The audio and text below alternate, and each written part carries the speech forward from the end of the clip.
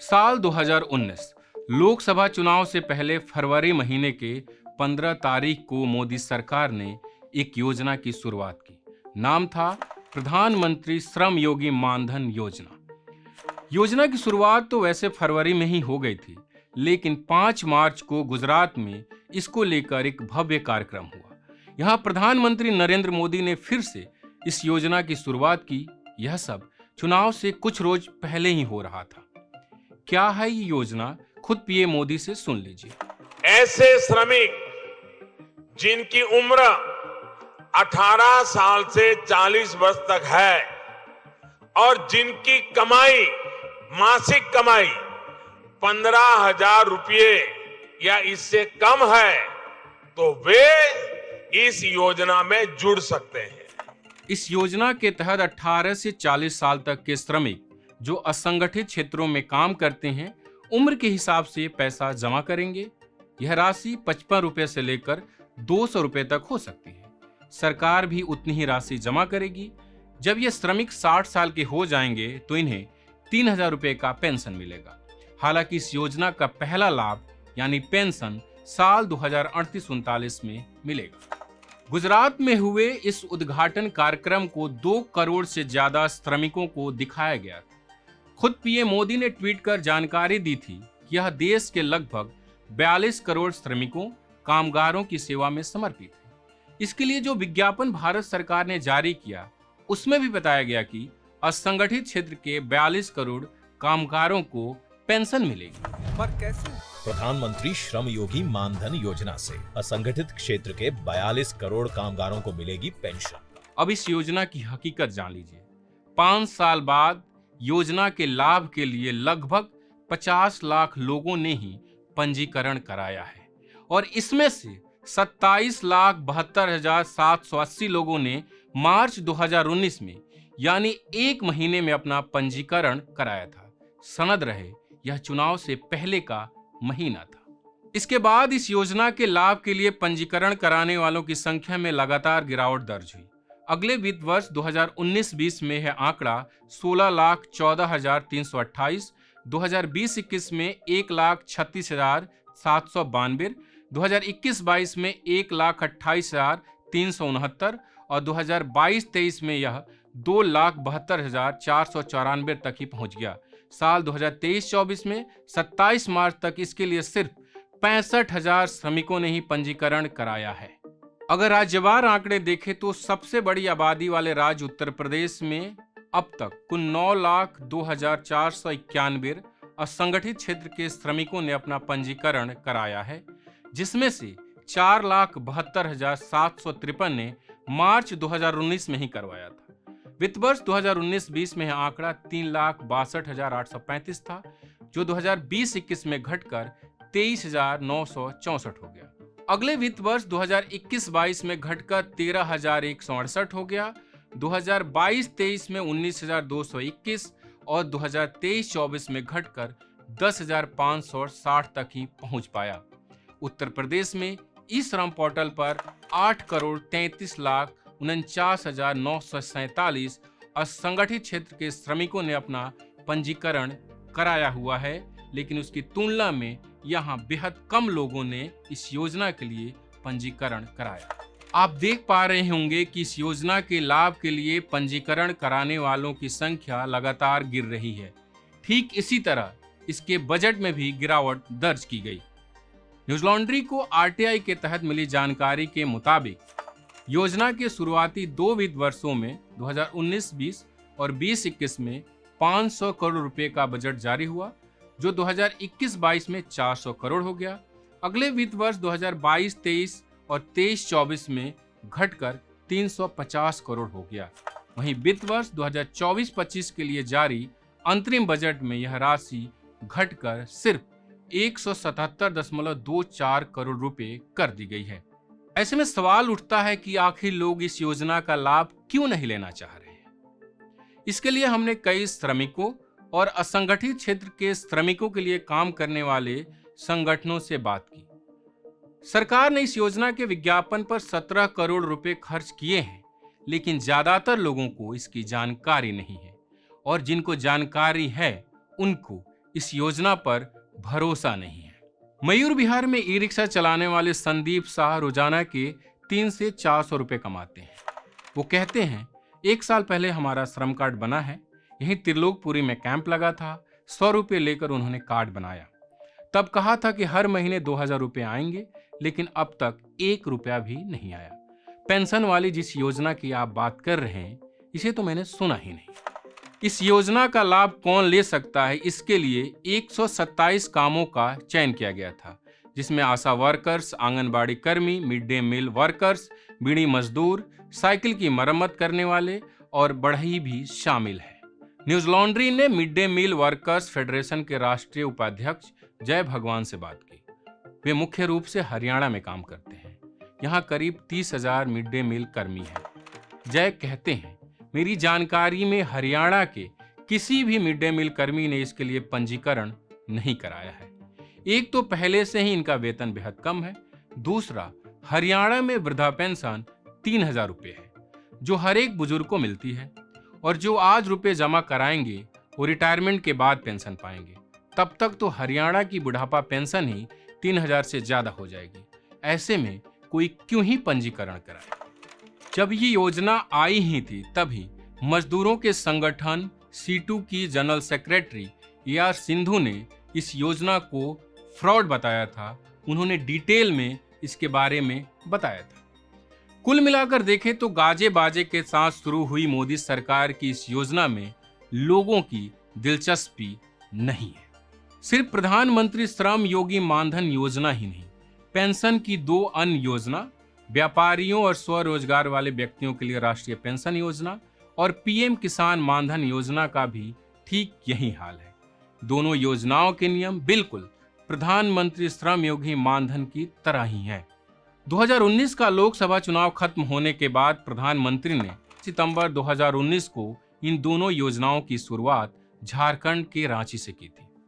उसके कुछ ही महीनों बाद झारखंड में विधानसभा चुनाव होना था। व्यापारियों और स्वरोजगार वाले व्यक्तियों के लिए राष्ट्रीय पेंशन योजना उन दुकानदारों, खुदरा व्यापारियों और स्वरोजगार में लगे व्यक्तियों के लिए है जिनका वार्षिक कारोबार 1.5 करोड़ रुपए से अधिक नहीं है।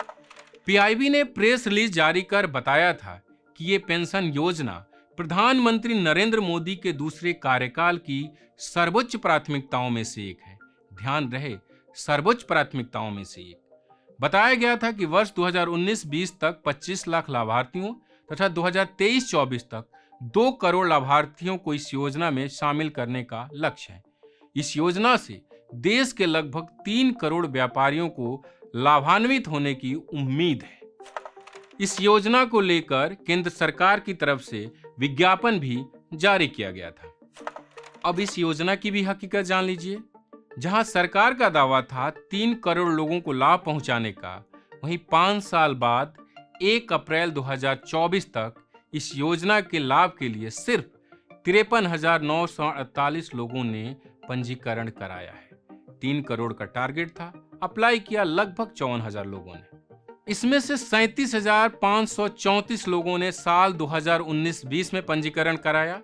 उसके बाद 2020-21 में आंकड़ा 6,607, 2021-22 में 5,792 हुआ, 2022-23 में 2,424, तो 2023-24 में 1,591 हुआ।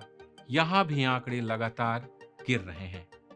नरेंद्र मोदी के दूसरे कार्यकाल की सर्वोच्च प्राथमिकताओं में से एक इस पेंशन योजना में बजट भी लगातार कम होते गए। साल 2019-20 में सरकार का बजट 750 करोड़ था और खर्च हुआ 156 करोड़।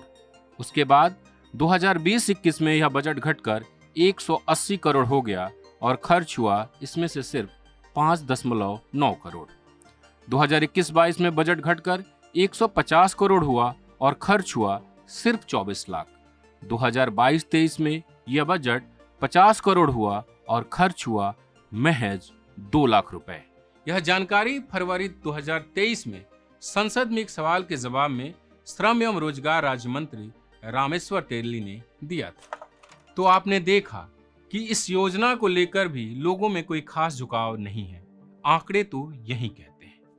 अब PM किसान मानधन योजना पर आते हैं। इसकी भी शुरुआत प्रधानमंत्री ने सितंबर 2019 में रांची में ही की थी। यह योजना लघु एवं सीमांत किसानों के लिए है जिनके पास 2 हेक्टेयर जमीन है, वो इस योजना का लाभ उठा सकते हैं। बाकी दोनों योजनाओं की तरह इसमें भी 18 से 40 साल तक के किसान अप्लाई कर सकते हैं। इन्हें भी उम्र के हिसाब से 55 से लेकर 200 रुपए तक जमा करना होगा और 60 साल बाद 3000 का पेंशन मिलेगा। सरकार की तरफ से इस योजना को लेकर बताया गया था कि इससे 5 करोड़ लघु एवं सीमांत किसानों का जीवन सुरक्षित होगा। बीते करीब 5 सालों में 5 करोड़ के इस दावे का 5% भी लक्ष्य पूरा नहीं हुआ है। न्यूज लॉन्ड्री ने आरटीआई के जरिए इस योजना के लिए पंजीकरण करने वालों की जानकारी मांगी तो सामने आया कि बीते करीब 5 सालों में 23,40,192 किसानों ने ही इस योजना के लाभ के लिए पंजीकरण कराया है।